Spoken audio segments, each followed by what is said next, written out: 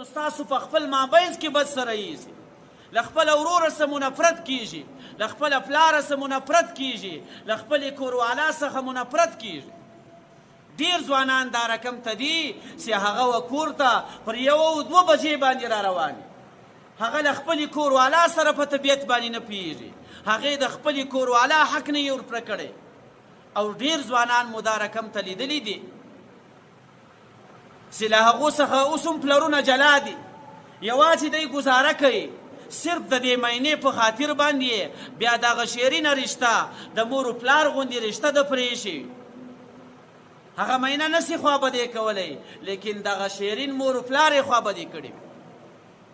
نو په موږ تاسو کې چې دومره جهالت روان دی، دومره بې اتفاقي روانه ده، دې تر ټولو اولنۍ وجه دا ده چې زموږ ستاسو تعلق له دین سره ختم سوی دی، زموږ ستاسو تعلق له قرآن سره ختم سوی دی.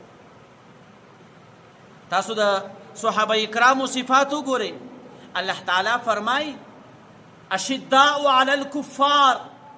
د صحابه کرامو یو صفت دا و چې دوی به پر کفارو باندې سختی کوله، رحماء بینهم. دویم صفت الله تعالی بیانوي چې دوی به په خپل مابین کې شفقت سره کوي، په خپل مابین کې بې مینه محبت سره.